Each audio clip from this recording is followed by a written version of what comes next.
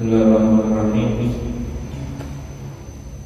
Qala Rasulullah rahimahullah ta'ala wa nafa'ana bihi wa bi ulumihi fid dharain. Wa 'an Abi Hurairah radhiyallahu anhu an Nabi sallallahu alaihi wasallam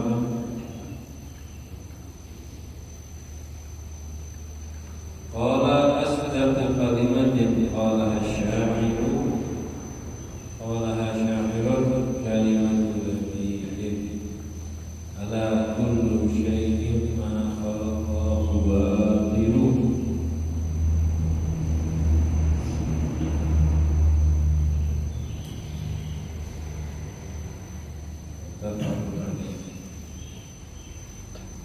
Alhamdulillah wa syukurillah alhamdulillah. Bersyukur kepada Allah segala nikmatnya. Kembali kita berkumpul bersama-sama sampai hadis ke-34 pada bab syukur. Diriwayatkan dari Sayyidina Abu Hurairah radhiyallahu anhu, Rasulullah bersabda, asdaqu kalimatin, paling benarnya kalimat omongan, qalaha syairun, yang diucapkan seorang penyair, adalah kalimatnya penyair yang bernama Labid bin Rabi'ah. Labid ini salah satu penyair yang bagus ya.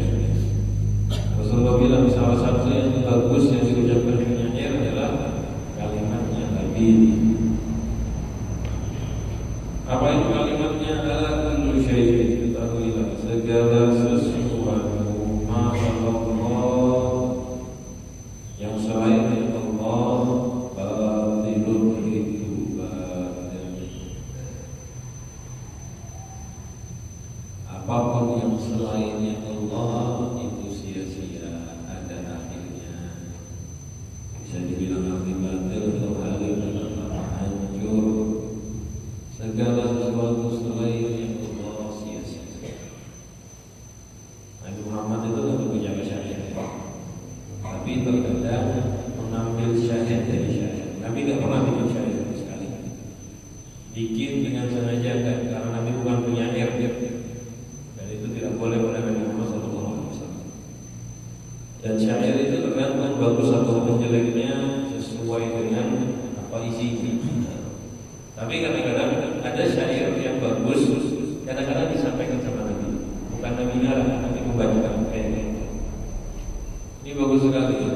Segala sesuatu selain Allah sia-sia, akan binasa, ada akhir. Nah, ini biasa dipakai sama ulama. Dunia begitu juga habis sia-sia kecuali yang untuk Allah. Jadi dari harta kita yang tidak sia-sia, yang tidak batil, yang tidak ada akhirnya, yang kekal, harta yang mana? Harta yang digunakan untuk Allah. Harta itu berbahaya, jelas. Semua benda-benda duniawi itu ada bahayanya.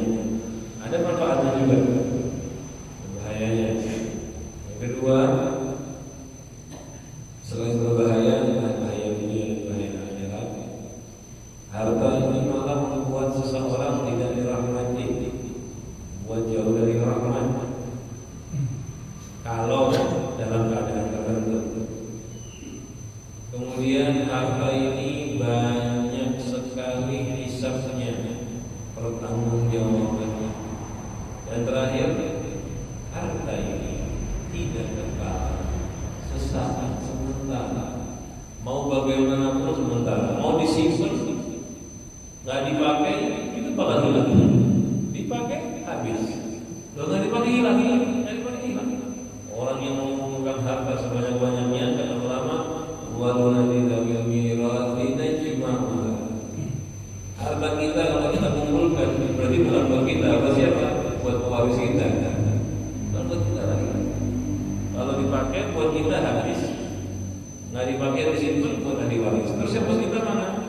Yang buat kita dan kekal itu yang digunakan di jalan Allah.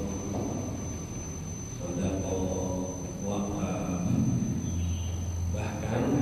ngasih makan istri, ngasih makan anak, atau bahkan makan buat diri sendiri yang berlebihan, itu kalau diniati baik tercatat ibadah.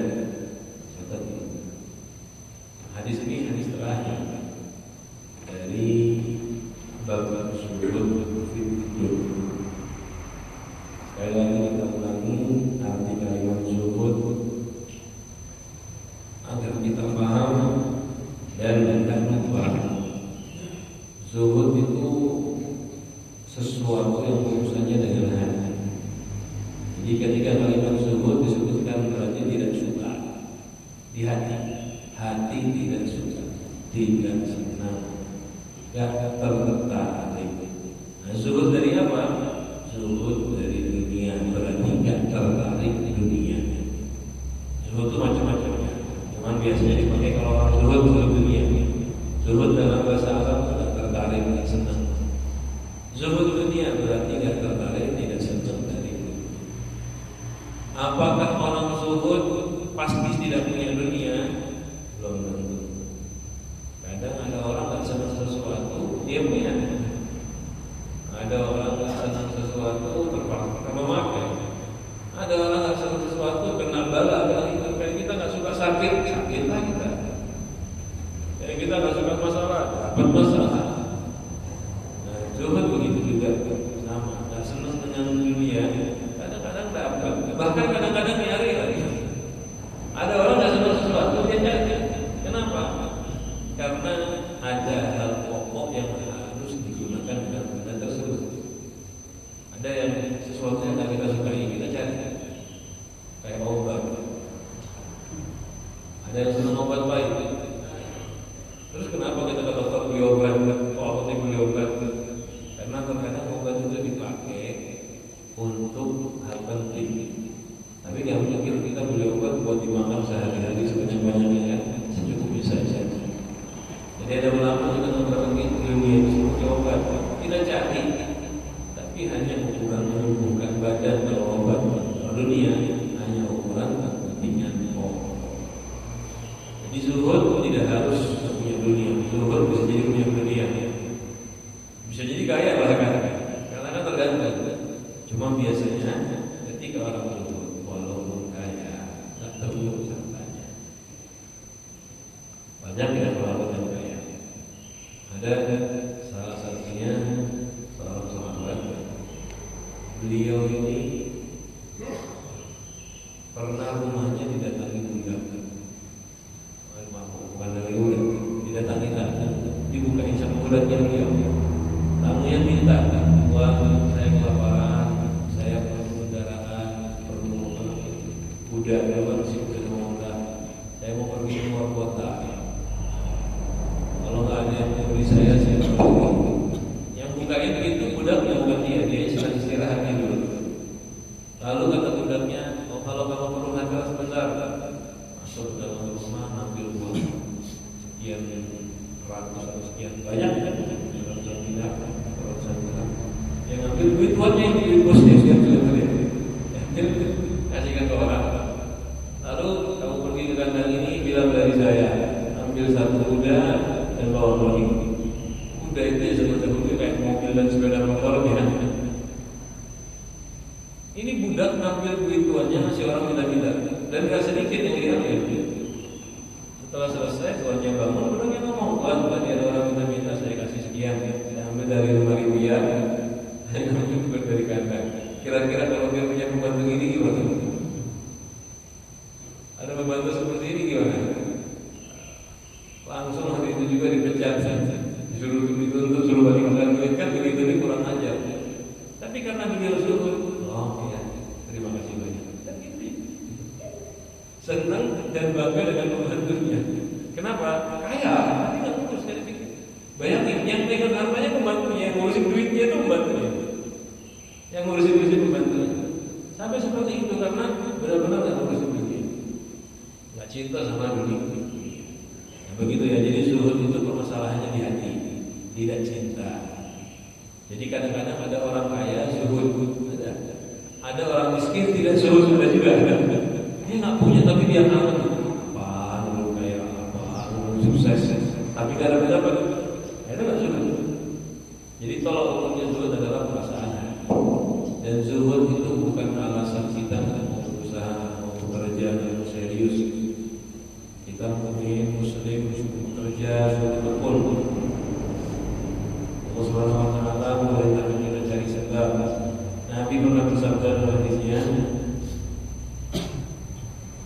kita disuruh tidak boleh bermalas-malasan.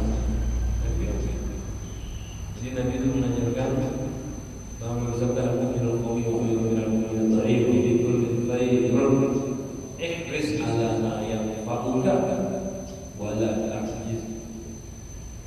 Usahalah cari yang bermanfaat buat kamu dan jangan bermalas-malasan, jangan nggak mampu kerja usaha untuk akhirat juga kita kerja usaha biar dapat surga, untuk dunia juga sama berusaha, bukan karena mau syahwat. Jadi bedanya hadirin, kalau mau dibandingkan ya, dunia itu jeleknya apa sih? Dunia itu jeleknya bukan duitnya, bukan punyanya, bukan hartanya dan bukan punyanya. Memang namanya kita sebut dunia itu ya, rumah, uang, mobil. Tapi yang bikin jelek itu apa? Satu, dicintainya. Dua, penggunaannya yang salah. Jadi dunia ini jeleknya apa? Kalau sudah kita cintai masuk ke hati. Satu. Dan yang kedua, digunakan dengan cara yang salah. Pokoknya ada salah satu ini baru jelek. Kalau dia nggak cintai, digunakan dengan benar, aman, nggak ada masalah. Apa dunia itu yang jelek kalau digunakan dengan jelek? Di dunia digunakan jelek itu satu, zina itu berhias-hias, takatsur banyak-banyak, tafakhur bangga-bangga, banyak-banyakan tuh kita berlomba-lomba ngejar. Kalau tafakhur bangga-banggaan pamer. Laibul main-main, walahun dan sia-sia. Jadi laibul buat main-main, lahun buat sia-sia, hias-hias, bagus-bagusan, bangga-banggaan dan banyak-banyakan. Ini jadi begini. 5 ini menjelaskan penggunaan dunia yang salah. Buat main-main. Main-main yang di sini bikin lupakan dari Allah. Kalau kayak anak kecil dikasih mainan paling cerita ya. Anak kecil mainan lain. Kemudian lahun hal sia-sia. Dunianya dipakai buat hal yang gak berguna, bikin dia tambah lupa dari Allah, ingat dari Allah, lupa ke masjid, termasuk main-mainan dunia. Yang mainan gak apa-apa, sesekali gak apa-apa.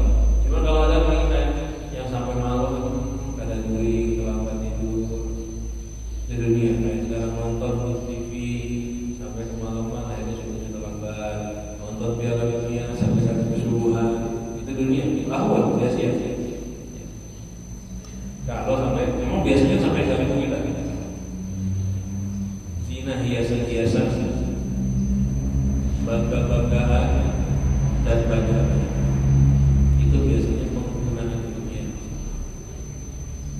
Jadi kalau ulama juga ada yang gambarkan dunia itu seperti pisau yang tidak memiliki gagang. Pisau yang tidak punya gagang. Kalau gagang kan dipegang langsung bisa menggunakan. Khusus buat dunia. Pisau itu kan bermanfaat ya. Juga ada bahayanya kan. Bermanfaat dan bahaya. Dunia kayak pisau bermanfaat dan ada bahayanya. Cuma dunia ini pisau yang tidak punya gagang. Jadi bahayanya lebih besar.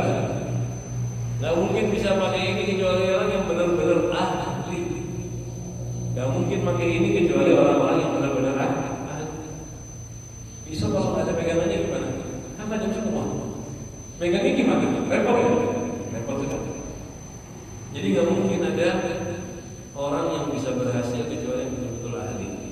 Makanya sistem pembelajaran dunia aslinya seperti yang kita baca sekarang. Pertama-tama anak-anak kita, diri kita diajarin jangan cinta dunia. Dunia itu jelek. Begitu dulu sistem ajaran. Panjang ini. Sampai keluar cinta dunia di hatinya. Memang betul pas dibilang cinta dunia jelek, kalau dia udah berpikir langsung dia tanya, terus kalau nggak punya dunia makan apa? Kan begitu kan? Kalau saya nggak kerja makan apa? Betul. Tapi nanti dulu, bentar. Nanti ada jawaban itu. dikeluarkan cinta dunia, dikasih fadilah zuhud, bab selanjutnya nanti fadilahnya lapar dan hidup seadanya. Setelah itu beres, sudah nggak tertarik, sudah nggak cinta dunia, nanti baru ada pendidikan belakangan. Apa itu? Seseorang itu bagus sekali hidup dengan jerih payah tangannya. Jangan minta-minta, soalnya efeknya zuhud, efeknya lapar itu. Nanti kita bakal digoda tempat, biar kan nggak cinta dunia. Sekarang kan nggak bisa makan, bisa minum, ayo minta-minta. Sekarang ini mau makan apa? Nanti efeknya ke situ. Baru diajarkan ke selanjutnya, jangan minta-minta. Terus gimana? Sekarang kerja. Jadi di akhir disuruh kerja lagi. Tapi ketika kita kerja, dunia sudah ada di hati kita, kerjanya berbeda. Beda. Orang yang bekerja dengan penuh ketertarikan dan cinta dunia, sama yang kerja sudah cinta dunia lain. Kalau kita bekerja daripada cinta dunia, pasti dunianya kita menggugurkan daripada akhirat.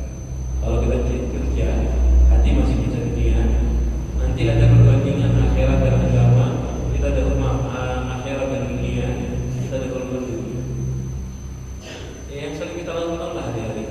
Jadi kalau ada adzan, kita belum selesai. Selesaikan tarawih dulu atau ada sholat dulu. Banyak. Ya itu kita namanya masih terikut. Kadang-kadang kita sudah melakukan selesai dulu, tanggung sedikit lagi, enak baru sholat. Kadang-kadang sampai mepet sholatnya. Alhamdulillah masih sholat lagi. Cuman kalau masih ada mahabbah dunia, akhiratnya yang dikalahkan. Dan gak mungkin bisa ya ada orang bilang, Ustaz, saya persis sama cinta akhirat, cinta dunia persis setara, gak bisa. Jadi hitungannya, gambarannya di Imam Ghazali, kalau kita itu punya 100 mahabbah, itu gak bisa ditambah, gak bisa berkurang. 100 ya 100. Dipakai buat cinta dunia 50, berarti sisa akhiratnya 50. Gak mungkin cinta akhirat 100 dunia 150. Pasti terbagi. Kalau kita punya cinta dunia 80, pasti akhirnya 20. Saya setara, nggak bisa. Setara berarti 50-50, sama-sama nggak dapat bagus. Semangat niat 50%, itu kira-kira suksesnya besar nggak? Orang yang semangat 50% aja, suksesnya besar nggak? Mungkin besar. Jadi kalau orang yang semangat dirinya 50%, dunianya nggak terlalu, akhiratnya nggak terlalu, karena sama-sama 50-50 separuh-separuh. Yang semangat akhiratnya 80 ke atas, kemungkinan sukses dunianya besar. Tapi akhirnya kemungkinan suksesnya tambah kecil, 30-20%. Yang semangat akhiratnya 90, pasti otomatis semangat dunianya sekitar 10% aja. Itu bisa digagal gitu ya. Nah, begitu pembahasan tinggal sama dunia. Sekarang kita masuk ke bab selanjutnya. Ini sudah bukan baru zuhud, tapi bab keistimewaan lapar hidup seadanya. Jadi tadi yang dibahas zuhud, makanya kita paham dari sini. Babnya saja dibedakan, padahal keadaannya mirip-mirip. Orang zuhud dan hidup seadanya, apa bedanya? Lain. Zuhud itu di hati. Nah ini efek dari zuhud. Keistimewaan lapar, bab tertuju, bab keistimewaan lapar. Khusyunatil 'aish. Khusyun itu daerah, rasa keras. Hidup yang keras artinya hidup yang tidak nyaman, hidup seadanya. Kalau makan akan terlalu enak, baju biasa, kadang-kadang punya baju yang bagus. Wal iktisar al-qalil min al-ma'kul wal mashrub wal malbus, sedikit dari makanan, minuman dan pakaian. Hanya ngambil sedikit itu. Pokoknya tidak ada selainnya bahkan. Tempat tinggal, kendaraan, kasur, apabila kita menyedikitkan min hududin nafsi wa tarki syahwat, dari keinginannya nafsu dan meninggalkan syahwat. Di bab itu, bab ini akan menjelaskan pentingnya kita menyedikitkan keinginan nafsu dan meninggalkan syahwat. Ini efek dari zuhud. Kalau zuhud nanti artinya sini. Bahkan orang punya uang, kadang-kadang beli makanan seadanya, makan tak macam-macam. Duitnya ada,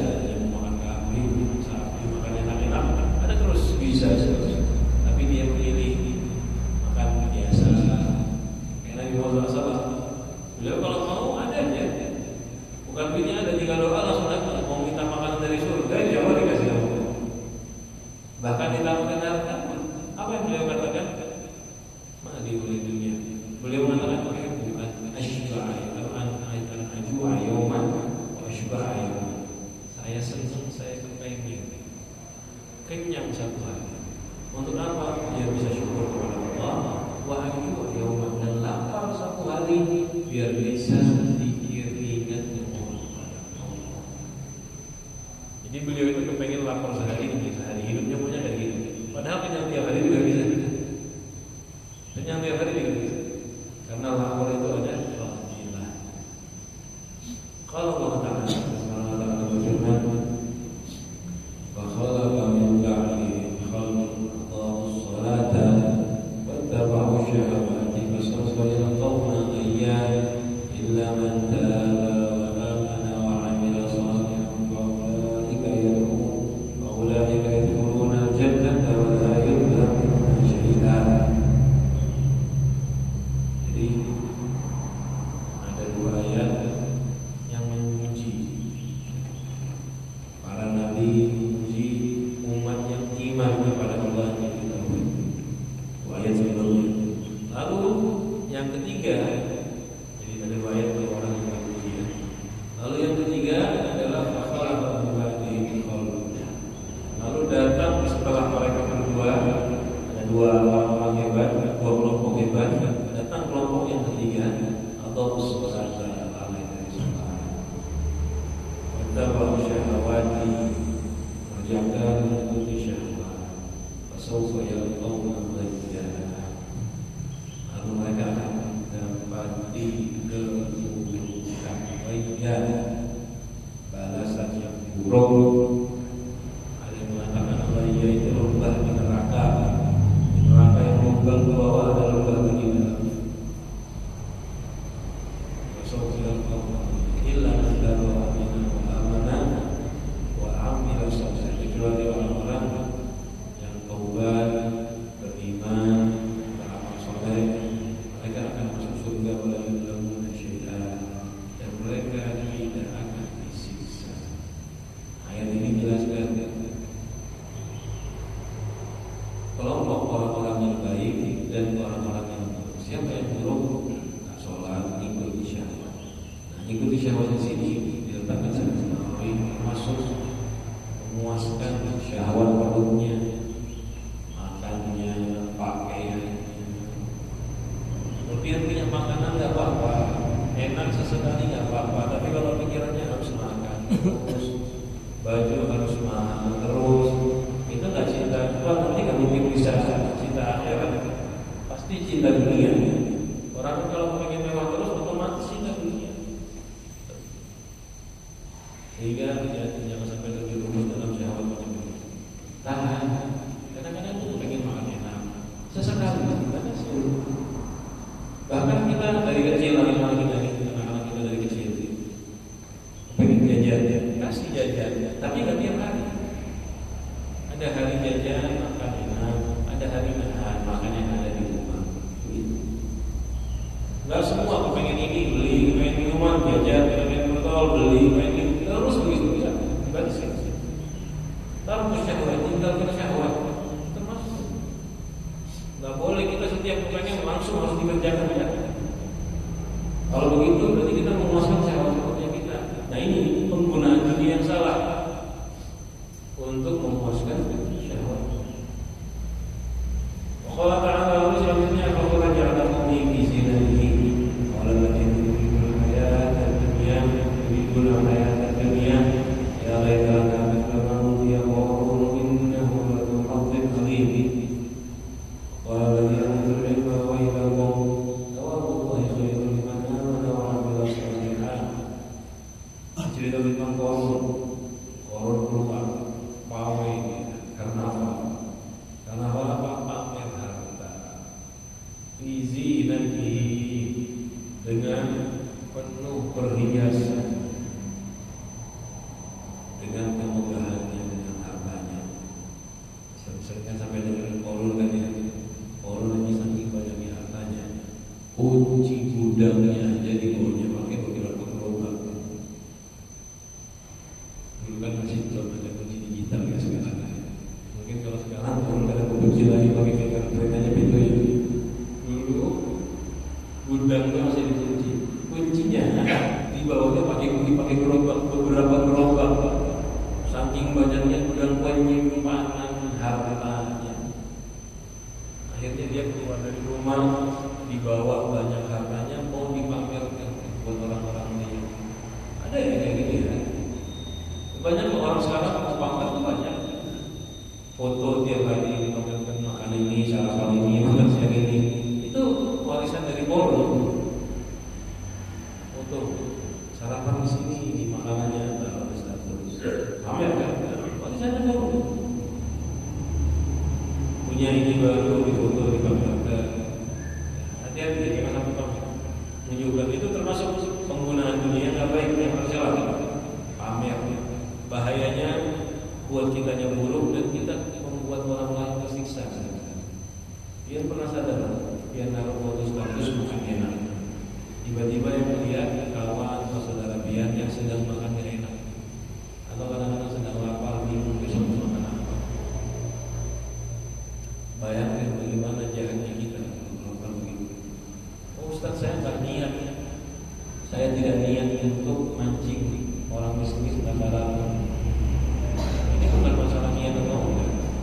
Berpikir sebelum melakukan sesuatu.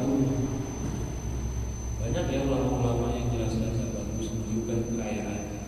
Diambil dari Al-Quran. Ini contohnya di Quran ini. Gak bagus memamerkan kemewahan, kekayaan, harta. Gak bagus. Khususnya apalagi yang melihat nanti orang-orang yang fakir, orang-orang yang miskin. Kalau ketemu sama-sama kaya nanti jadinya takatur sama tafakur, bangga-banggaan, adu bangga, kaya. Tapi yang paling berbahaya yang dilihat oleh orang-orang yang fakir ini kurang. Jangan kita sama mereka. Kadang-kadang ada perempuan. Ini contoh. Suami istri dulu. Ada perempuan di rumahnya makan seadanya, suaminya hidupnya pas-pasan. Ngelihat foto kakaknya atau adiknya, ngelihat foto kawannya. Oh hari ini diajak suami begini. Ulang tahun pernikahan kita sekarang hidupnya di sini. Yang lihat itu gimana? Pengen kan? Sedangkan suaminya nggak mampu. Kadang-kadang kayak gini bisa bikin rumah tangga orang susah. Bukan cuma dia merasakan makanan gak enak saya susah, bukan. Tapi sampai ngebandingkan dia ya, suami saya kok kayak gini. Ulun nggak kawin sama sini. Kayak kakak ulun, kayak dia ulun, kayak sepupu ulun, kayak gini. Apalagi yang udah pamer bilang baik. Kalau suami saya tuh kayak gini. Yang lihat udah nggak belajar ilmu agama, kebetulan kena musibah fakir, dia ngerti agama, baca komentarnya orang. Ya kalau suami saya harus kasih harta sama istri. Hanya karena beribadah untuk pamer hartanya orang lain. Kadang-kadang bisa sampai rumah tangga orang Ustaz. Apa nggak tahu jawab kita nanti di akhirat. Nah, itu harus kita pikirkan sendiri. Ini masalahnya di kita nih, jangan sampai pamer, jangan sampai tunjukkan. Seadanya biasa. Punya baju bagus nggak apa-apa. Baju bagus nggak apa-apa. Tapi yang berlebihan, punya kendaraan nggak ada masalah. Tapi jangan berlebihan, jangan pamer, jangan pamer. Dan banyak sekali jadi omongan di akhir zaman para ulama yang kaya. Bedakan ada. Sebetulnya kadang-kadang ada ulama dia nggak kaya, biasa-biasa saja. Cuman harta mengejar mereka. Ustaz pakai mobil saya, Ustaz pakai ini. Datanglah dia pakai mobil mewah. Itu tergantung niatnya mereka. Bagi kita sih melihat, kita yang melihat mereka. Dan guru datang mobilnya 5 miliar. Apa yang kita lakukan? Jangan tertarik dengan hartanya. Dan jangan punya pandangan ini. Nyaman dia jadi guru yang isunya lancar. Jangan. Gak bagus juga. Jangan tertarik dengan hartanya. Hormati dia karena ilmunya didik selesai. Harta nggak usah dilihat sudah. Sudah lewat sudah ya. Kita jangan tarik lagi. Jadi memang kadang-kadang begitu kita harus kontrol. Nggak usah ngomong sini cinta dunia dan nggak usah juga bilang ketika kita jadi ulama kita dikejar dunia, nggak usah. Nggak bagus juga omongan gitu. Itu omongan kayak gitu ngajakin cinta dunia juga. Ketika diomongkan kalau udah alim dunia itu ngejar, itu omongan nggak bagus buat kita sekarang. Ketika diomongin itu akhirnya kita pengen alim tapi kita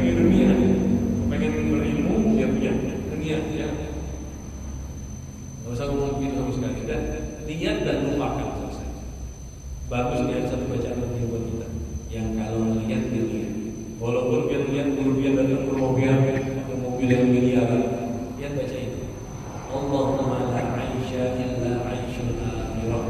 Ya Allah, tidak ada kehidupan kecuali kehidupan akhirat. Kita harus nurut sama si diri yang nggak pamer. Karena mungkin yang tadi saya bilang, ulama yang sungguh-sungguh nggak pernah pikiran dunia. Siapa orang mau ngasih mobil, siapa orang mau nyebut, ya terserah yang penting saya berangkat. Nah gitu. Bahkan kadang-kadang dia nggak ngerti macam-macam kemewahannya. Dia pilih berangkat ke sana. Jadi kita harus nurut sama dianya. Tapi kita nggak tertarik dengan begitu. Baca lihat Muhammad Aisyah illa Aisyul akhirah. Ya Allah, tidak ada kehidupan kecuali kehidupan akhirat. Dunia ini kekayaan ini sementara saja. Kita sangka baik dan kita nggak tertarik dengan dunia. Untuk ulamanya beda nasihat. Dibedakan ya. Tadi kan buat kita aja nih. Untuk ulamanya beda nasihat. Satu nasihatnya apa?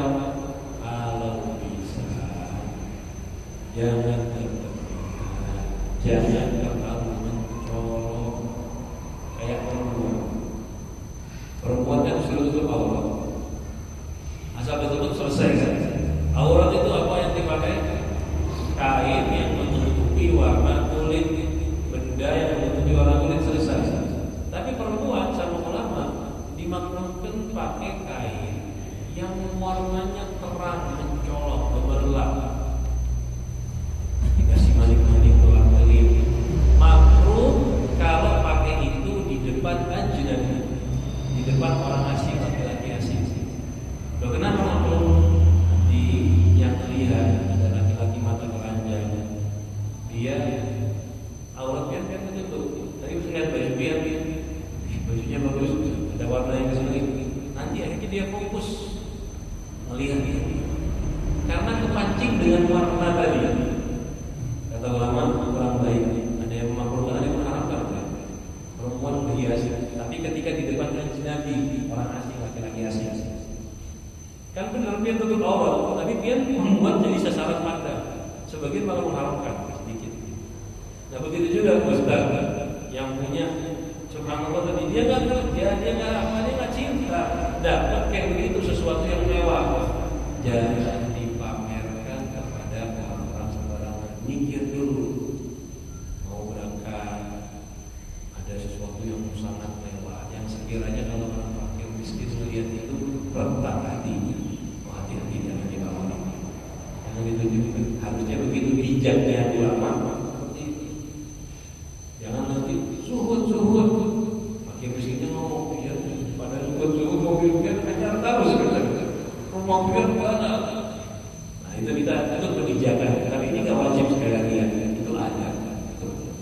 Nah diri dulu kita paham. Dunia itu tidak jelas. Ini bagian kita tambah.